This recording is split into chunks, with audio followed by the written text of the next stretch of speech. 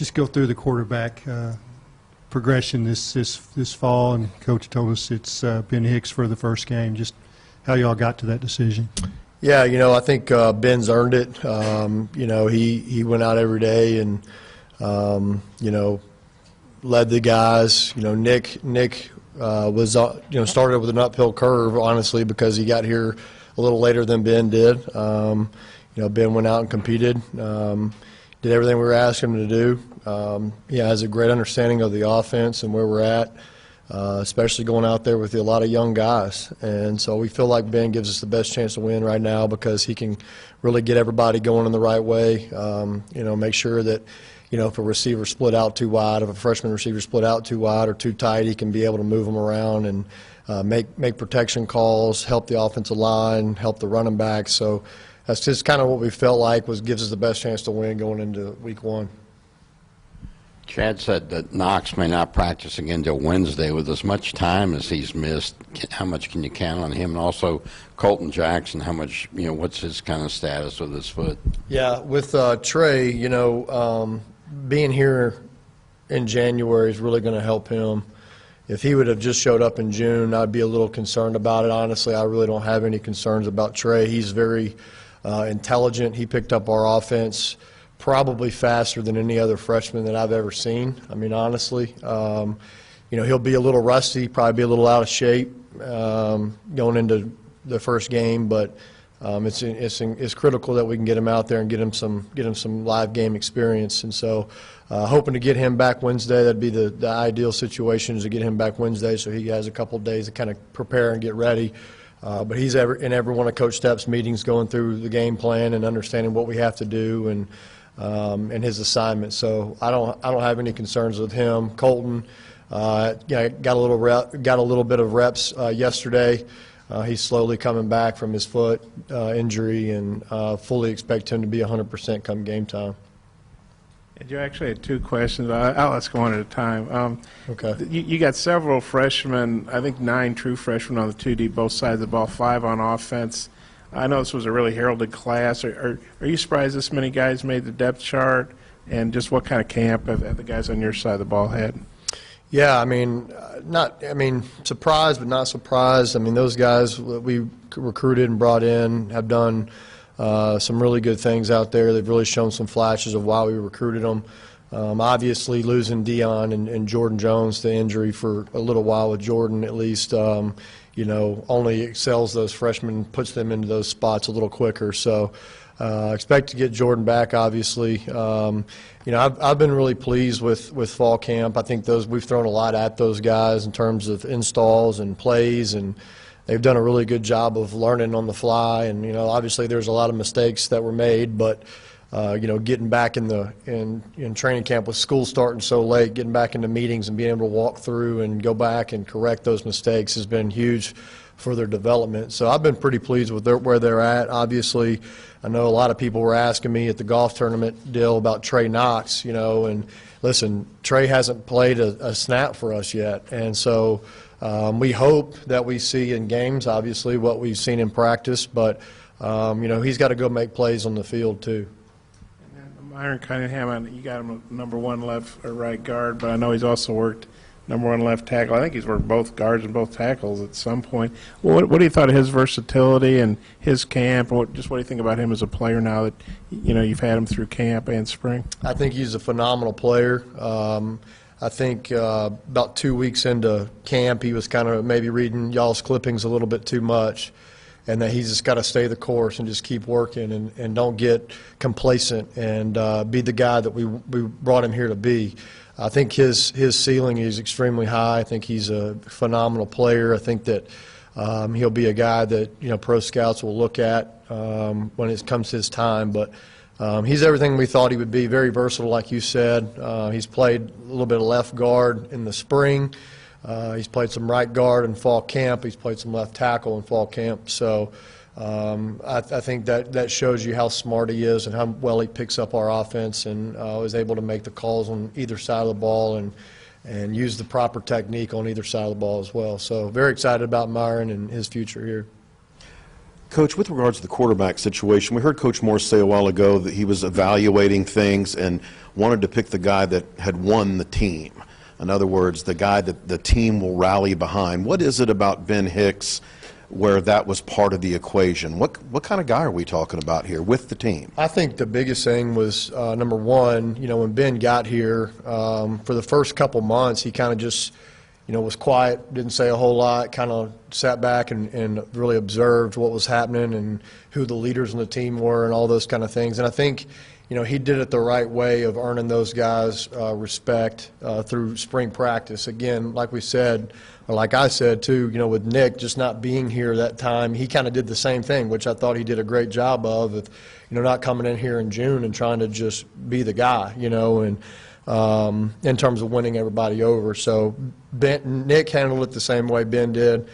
He just didn't have as much time, obviously, as Ben. But when you talk about Ben, Ben's he's a fiery competitor. He hates to lose. He'll headbutt every offensive lineman, at the very beginning of the game when we're in warm-ups, make sure that he's checking all their oil and make sure they're, ready to go. He's this fiery guy. People like him, people like Nick. They're play quarterback. That's kind of natural for those guys. They're both good quarterbacks that anybody would want to follow. So Ben's just a fiery leader, competitor. He's not afraid to call somebody out, tell them, hey, we got to pick it up or go encourage. If I'm the one getting mad, he's the one that's encouraging. So he's done a good job of that. He's matured a lot over the years. When we first got him at SMU, he's kind of an immature kid, and he'll be the first one to admit that. And he's matured a lot over the years and really learned how to be a leader. The Navy SEAL guys we brought in, I know I keep referencing those guys, but they said, when they were at SMU, they didn't really, think too much of Ben as a leader. And after watching him here, they said, yeah, man, this kid's come a long way. So really excited about that, and he'll continue to grow and develop as well. Hey, Joe, I got a couple things, too. The flip side of naming Ben is that Nick is now the two guy. What was his response? Did you give him a layout of, hey, here's how we plan to use you? And part two, some Portland State defensive game planning, what you got? Yeah, I think, anytime you don't get named the starter, I think you're a little disappointed. I know I was when I was playing. If I didn't get named the starter, I was a little disappointed because, everybody wants to play. Again, if you play this position at this level, everybody's competitive and wants to get out on the field and play. So it's obviously a little disappointing, but I do think that Nick understands that, he didn't play at all last year and was very limited the year before due to injury. So we've got to get him ready. He's got to play, and we shared that with Ben.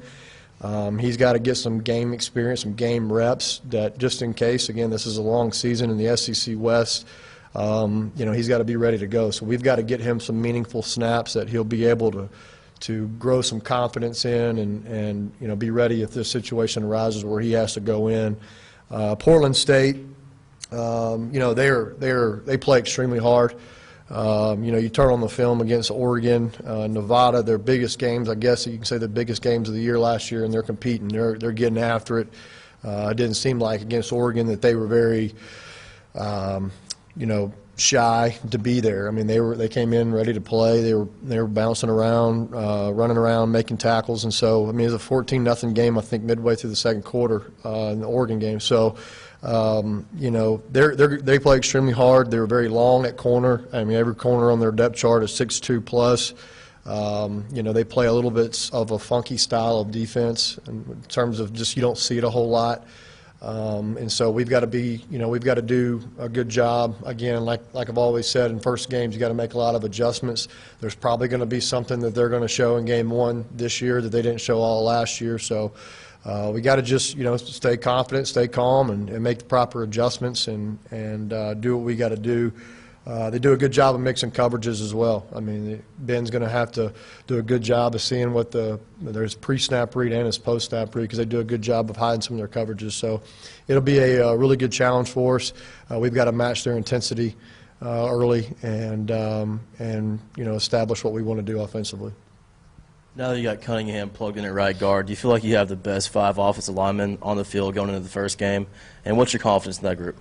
Yeah, I mean, I think so.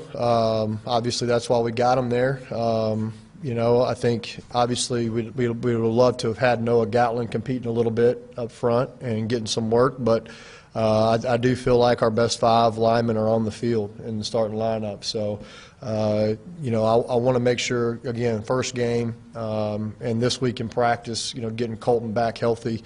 Cap's back healthy. We've got to try to, again, start developing that continuity and letting those guys play next to each other, make the calls on the run.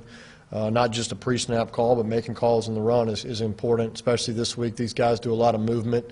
They do a lot of twisting, a lot of things to try to disrupt your run game. And if you're not on it and you're not on the same page, it can create some difficulties. So just developing that continuity in practice this week. We're showing them a lot of the different looks and stuff that they got to, make the calls on the run. So excited about those to start those guys and excited to see what they'll do this year.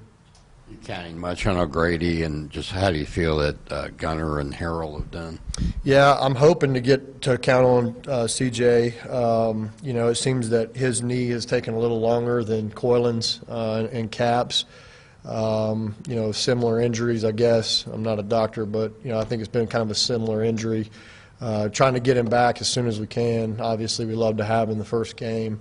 Coach has a rule: if you don't practice, you can't play. So we got to get him out there by Wednesday, hopefully, and get him running around. So try to get him some game reps. Feel comfortable with Chase and Grayson. They've done some really good things. Chase has done a great job of making the transition to tight end. Grayson's done a good job of just being the guy he's always been. You can really see Grayson trying a lot harder in the run game, and he's taken that really upon himself to challenge himself to get better in that aspect, and you can see that every day in practice. He's really trying better in the run game, not just a pass receiver tight end, but more of a run blocking tight end as well. Joe, just throwing and catching, where are y'all compared to where y'all were this time last year? I mean, catching more balls in practice, and wide receiver separation seemed to be something that y'all wanted to change with this recruiting class, and how has it been?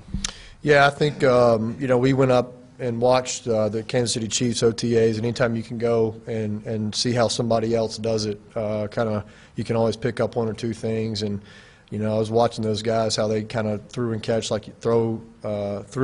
in practice, like you said, and like routes versus air and stuff. So we've done things a little bit differently this fall camp, try to get some more throwing in. Especially to the running backs and the tight ends. I think it's been good for us. Our quarterbacks' arms have been a little sore, which is nothing too concerning. Other than that, we were just throwing a lot of balls and trying to catch a lot of balls and trying to get those freshmen ready. So, I think that we've, from a getting separation standpoint, we've come a long way. Still not where we want to be. Still have to work the fundamentals. I mean, anytime you're playing, a lot of freshmen out there, you're teaching them releases, you're teaching them space releases, you're teaching them a lot of different things, how to stack, teaching them a lot of different things to try to get them ready. And I think that those guys have come a long way in fall camp and hopefully continuing that as the season rolls along. Joe, was that June you guys went up to Kansas City? I think that's when those OTAs are. And did you guys have, if you can remember when that was and how many days you spent, did you guys have a connection with the Chiefs, or did you just say that's the closest NFL team, or how'd you end up going to the Chiefs OTAs? Well, they're one of the best offenses in the league, in my opinion. I love watching those guys. Andy Reid is a great offensive mind that has kind of adapted to more of a college-style offense, if you want to call it that. Obviously, they're right up the road, so it made it kind of easy. Coach Stepp had a connection up there. We were able to get in and go up and watch practice. So that's all we kind of did. We had a little morning that we had off and tried to do a little staff development, go up there. Me, Stepp, and Coach Fry went up there and, just watched them practice, kind of hung around their facility afterwards a little bit.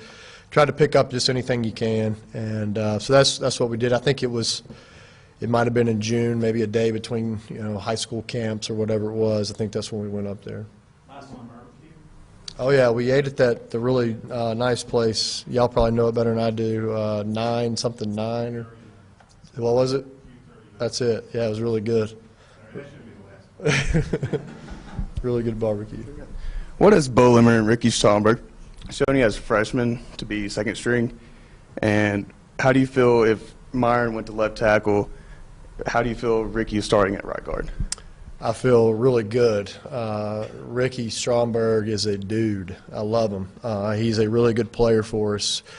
You know, if you didn't know any better, him wearing the same number he's wearing, it's almost like having Yelda back out there. You know, just a little lighter Yelda, not quite as big, but I mean, he works his butt off. He run blocks well. He pass protects well. He's very athletic. He gets to go up against Sosa every day.